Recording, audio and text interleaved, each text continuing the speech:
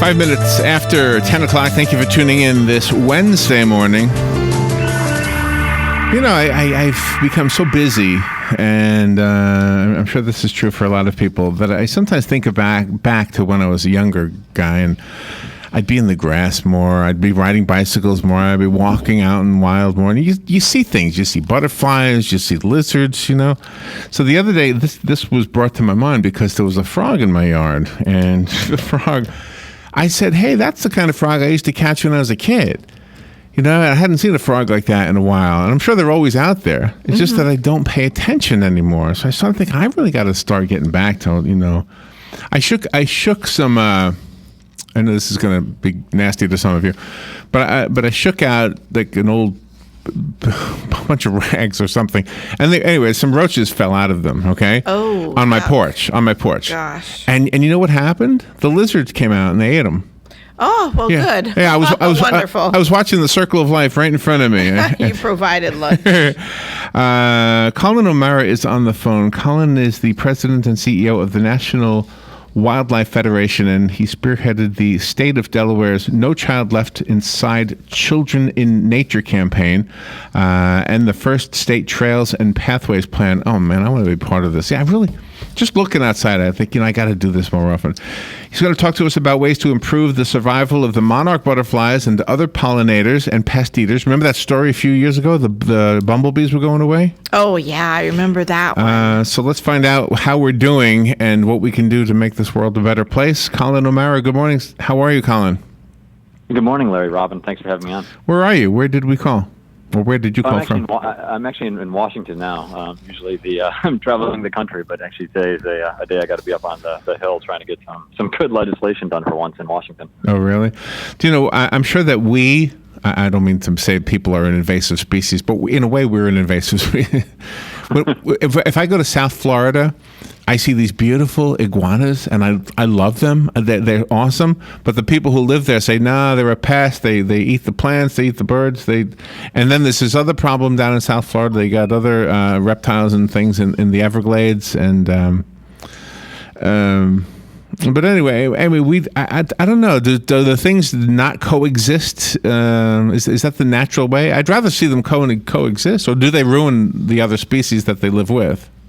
Yeah, the challenge is, and using the Everglades as an example, you've had a lot of kind of invasive and kind of non-native species introduced into the system. So, you know, a parent buys an 8-year-old a Burmese python, and they decide that after 2 years the kid's not taking care of it, they're tired of buying mice for it or whatever, and so then they just take it up to the Everglades and dump it. And then the problem is it'll find a mate, and then all of a sudden there's a ton of them, and so these invasive species end up killing a lot of the native species.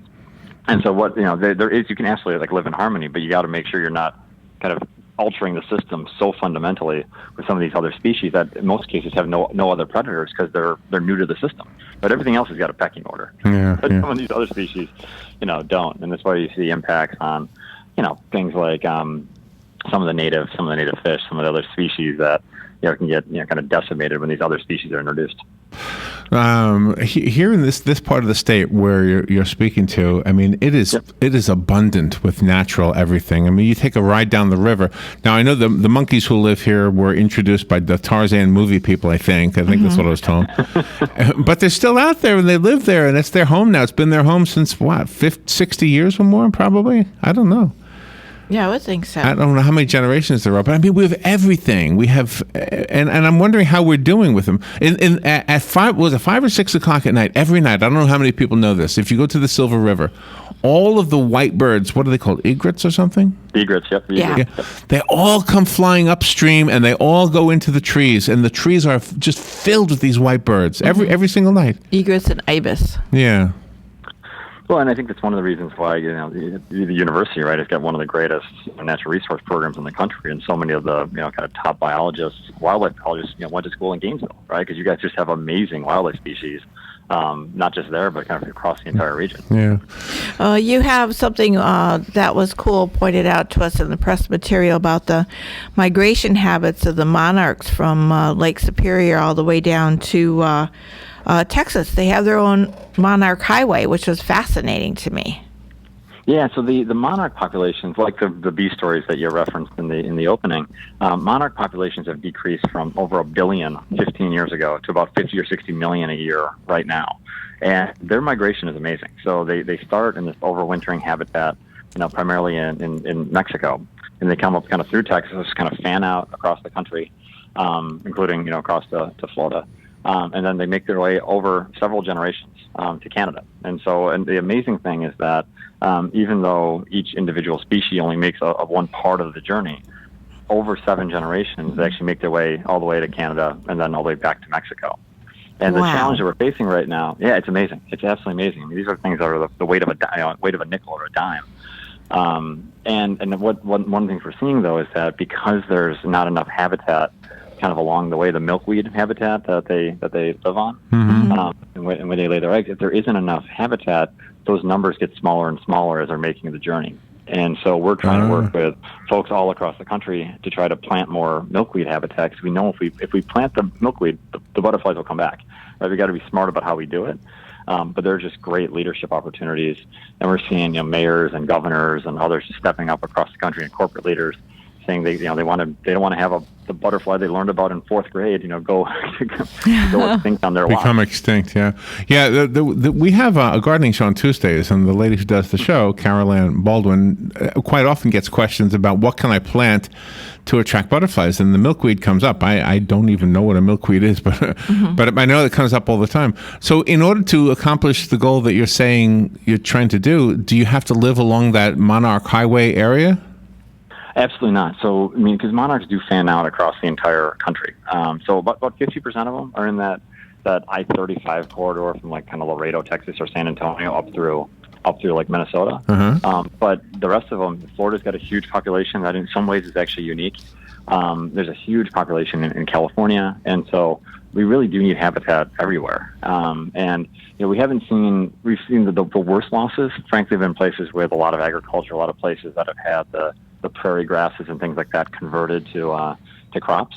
But even in Florida, just for the amount of development and kind of the pace of change, we've lost a lot of milkweed habitat there. And so we've been working with mayors and some of the county officials to try to basically jump into what we're calling our mayor's Monarch Pledge. And then we're working with individuals and families to have them sign up to be butterfly heroes, where if they come to our website, they send us a quick picture saying that they're going to help the monarch. We send them a pack of seeds. We send them a kind of a Ranger Rick notebook to cool.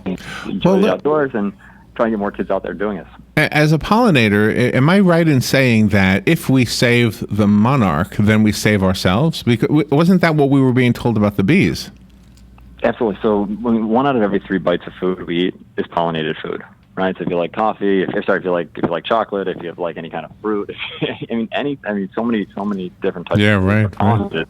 And so in some ways, by destroying this habitat, by not taking care of native bees, by not taking care of monarchs, we are just hurting ourselves. And you got folks right now in some parts of the country that are trucking in hives of bees, hundreds of miles, because there aren't enough local native ones left anymore, because they've all been more or less eradicated. So it's kind of crazy. We're hurting ourselves in the process. And you've worked with Disney for Epcot, because through the 31st they have something special for the butterflies.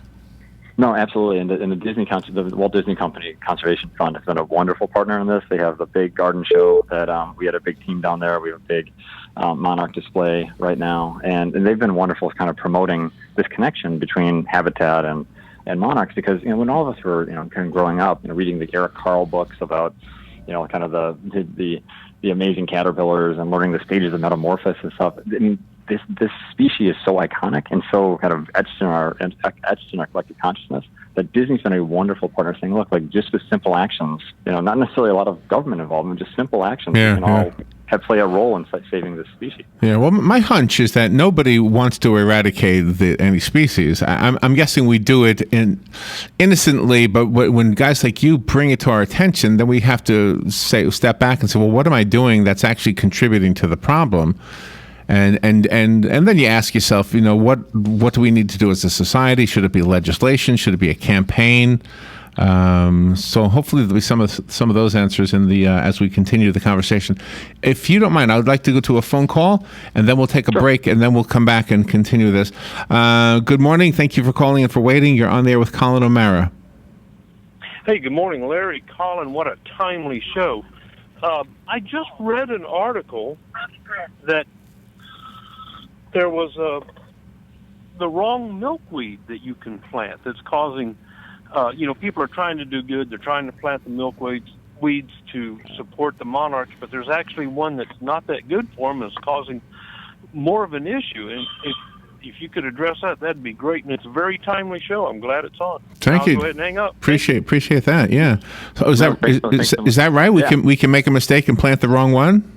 There is, and actually the question is fantastic because there's one varietal. It's called tropical milkweed. Typically, when you see it in stores, and the problem is that it sends a signal that they're basically that the monarch's home. That the monarch doesn't need to kind of go any further because it only really grows well in tropical climates. Oh. And so they end up not migrating. They end up not kind of taking the next step. So while that's nice for the person whose yard it might be in, it's not good for the rest of the journey. They end up not having as many offspring. The offspring end up not kind of continuing the journey. Wow. So it has this, and so you really have to find, I don't want to get too technical, but it's kind of regionally appropriate milkweed. So, there's ones that are native that, make sense for different parts of the country.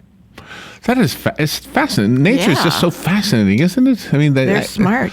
All right, let's take a little break, and we will be right back. Don't go away.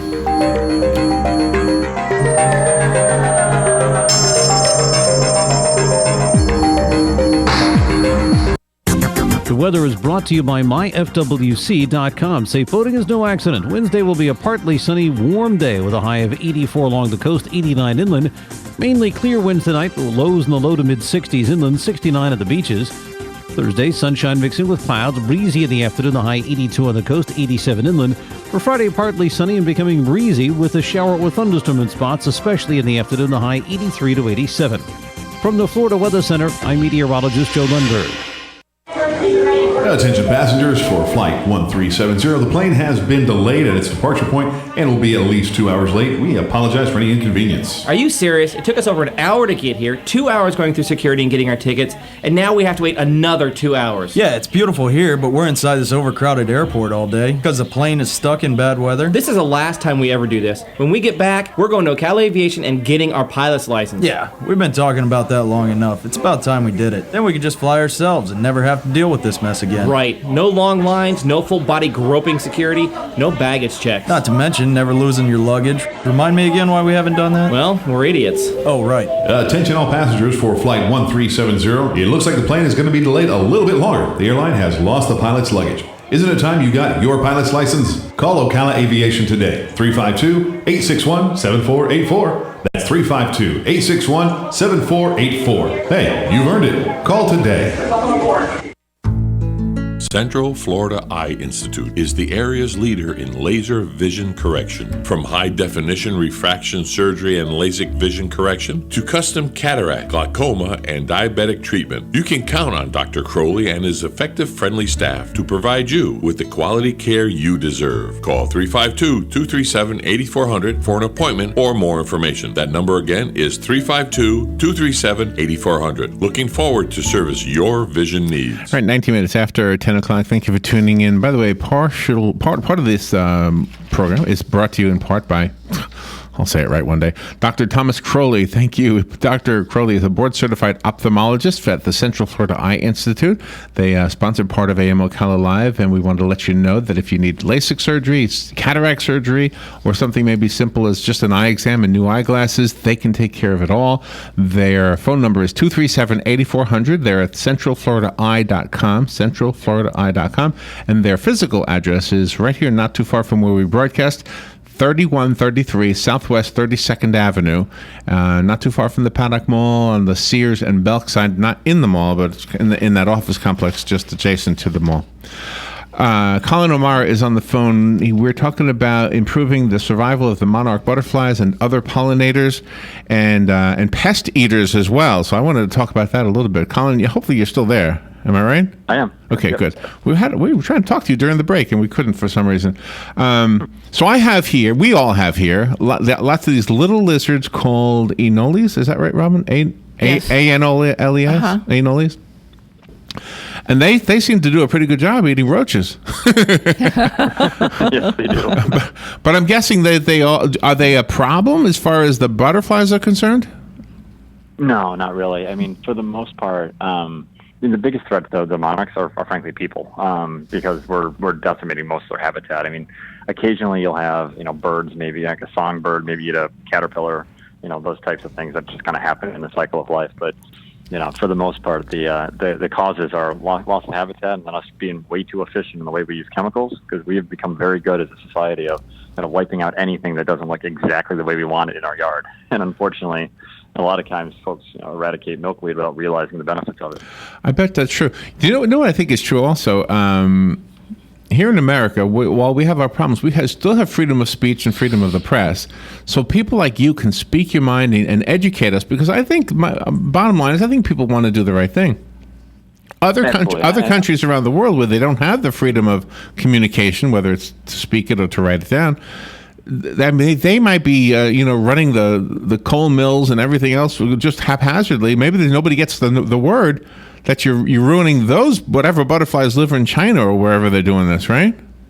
No, that's absolutely right. And I think right now, I mean, as I travel the country, I ran a state agency before, and I've worked with a lot of different companies and things like that. Folks want to do the right thing, and I think in this case, unfortunately, the habitat loss is almost just an unintended consequence of some other things, right? There's more people, as we need, more housing, as folks need more food for different types of crops. I mean, we've just become very efficient at kind of taking out kind of more and more land and not leaving a little bit more for the critters. And I think that's what we're trying to get out. Saying, like, we can do this, we can have all those things, but let's just leave a little bit of space. Let's have a little bit of milkweed. Let's plant some of those highway corridors, the extra land, if you will. Let's make some of that habitat so these species can still thrive, and we can still do everything else we need to do. Do we do it at an individual level, or do we get the government to make new laws? I think right now, I think individuals can do a lot. They really can. And, I would rather than seeing some kind of heavy-handed federal regulation that says, every inch of, this type of land has to be managed a certain way. If we can, kind of maybe crowdsource, if you will, if we can kind of crowdsource a solution where everyone's doing their own little part, you get cities doing their part. Like down south, the mayor, the Miami-Dade folks, the Broward folks want to do, some big things down there. If that becomes all voluntary, they want to do some things in parks and median strips and some of the projects. If they can, turn around and challenge, say, the mayor of Gainesville to say, hey, like we're doing here, can you guys do it there? Yeah. A voluntary kind of rivalry kind of way, but it's not regulatory. I think get a lot more buy-in. That's a good way to do it. Yeah. We have to watch out for pesticides as well, because sometimes people will just spray it everywhere to try to protect their plants in their garden, and they forget about the butterflies. Yeah, and I think one of the curses and the blessings is we have more opportunities to get plants from all over the world, have beautiful gardens. A lot of times the things that get crowded out are the native plants, and the average native tree, for example, like a swamp oak tree or something, or a swamp birch tree or something like that, that could support 40 or 50 different types of caterpillars. Where a tree from say Asia, like a ginkgo or something like that, might support like 2 or 3. And so we're losing like the biodiversity if we don't have more native plants in our backyards. And from my point of view, they're equally beautiful. And if you have a lot of wildlife as well, that can be a wonderful way to beautify your backyard and have just a teeming with wildlife. In a way that's really engaging for kids and for kids of all ages. Yeah. Let me go to the phone. Somebody's been waiting a little while. Thank you for calling and thank you for waiting. You're on the air now with Collin O'Mara. Oh, hi. I tuned in late. This is Lauren, but I really appreciate what you're saying. For about 6 years, I've raised and released over 100 monarchs. I take them in my house. Wow. I grow the milkweed, and yeah, I mean, I have found, I don't know if you know this, wasps take many of the caterpillars and use them in their own whatever type of wasp it is, they take them in. And I've also seen them eating the caterpillars, so I'll try to take them in when they're itty bitty. And also flies lay their eggs on them. So they're facing all of these challenges, plus the Roundup and everything else. So I really appreciate what you're saying, and it's a rough plight for the monarchs. Wasps. I didn't know that. Yeah, that's nature is crazy, isn't it? But yeah, wow, it's amazing that you raised and released 100 of them. Wow, that's pretty amazing. I got some great pictures. I'll have to show you sometime. Okay. So I mean, there's one person right there. Can you imagine if you had 100,000 people doing 100 monarchs every year? Oh, that's exactly right. I mean, then there's 1 million more monarchs, right, or 10 million more, I guess. And I think the one thing I'm inspired by is I'm going across the country, meeting folks that are all doing kind of amazing things, and if I can just kind of multiply their efforts, 1,000-fold, we can get this done in a way that hopefully inspires folks that maybe we can save some of the bigger stuff too. If we can save something small, then we should have more confidence we can save something big. What do you think about the butterfly releases at memorials and weddings? I mean, I think they're fine. Most of them don't survive very long after they're released, right? So they're typically kind of grown in more of a laboratory type environment or a greenhouse type environment, and so they haven't had to kind of face the elements and things like that. So it's kind of a different animal. They're not truly wild at that point. Oh. Yeah. So because it's not like folks are going out and kind of trying to capture 100 and then release them at a funeral or a wedding. So it doesn't make a big difference. I mean, I'd rather see that effort poured into having maybe planting at the cemetery or having some native plants. Outside, say it's an outdoor wedding that has kind of a more natural feel to it. But I mean, it doesn't make a big difference one way or the other because they're not kind of traditionally wild. This is going to be folklore with your name. You're going to be like Johnny Appleseed. You're going to be Collin Butterfly. Collin Butterfly. They're going to call you. And later on, there'll be a children's book, and there you'll be with all the butterflies. It's a fascinating topic, isn't it? And I think everybody's on the same page with this one. There's no real argument here. It's just that we need to be educated as to what to do. For example, don't plant the wrong milkweed. I mean, that's one good example right there, right? Yeah. Yep. I mean, first of all, I think having a basic understanding of the importance of kind of which species of plants actually support what kind of wildlife is helpful. So if there's a regionally appropriate milkweed and you get there, you avoid the wrong ones, and you do a little in your backyard, within a year you're going to see monarchs. It makes a difference. I got to make a note to myself. On Tuesday, we got to ask Carolyn those questions. All right, let me squeeze in another phone call. Good morning. Thank you for calling. You're on the air. Yes, thank you. I missed a little bit of the beginning of the program, so I don't know if you covered this or not, but are there monarch butterflies other than in North America anywhere else in the world? Yes, so there's different. So there's different when you see the monarch. There's a queen, there's a viceroy. There's a couple different strands, and so we're focused on the North American one, but there are butterflies that look somewhat similar in some other parts of the country, some other parts of the world, but they're slightly different. Thank you. Yeah, good question. All right, so let's get on board and help you out. Do we have a website that'll help us learn more about this? Yes, so we encourage everyone to go to the National Wildlife Federation's website. It's www.nwf.org, the National Wildlife Federation, nwf.org.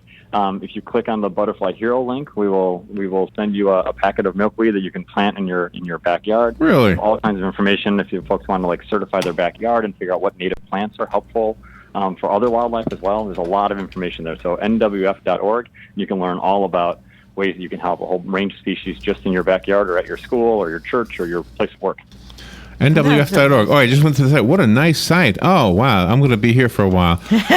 Collin, thank you so much for being on the air with us today. That was I just enjoyed that interview. It was so delightful. Something about it. Robin, thanks so much for spending the time. I really appreciate it. I just remembered something I wanted to tell you. It's got nothing to do with butterflies, but I saw a high-speed, slow-motion, whatever you call it, video of a ladybug taking flight. Have you ever seen this? Mm-mm. Oh, it's amazing. It is amazing.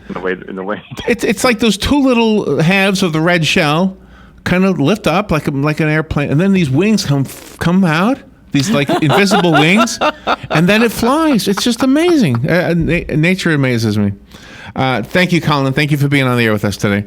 All right, Take a break. Let's see. Renewal by Anderson of Central Florida coming up right now.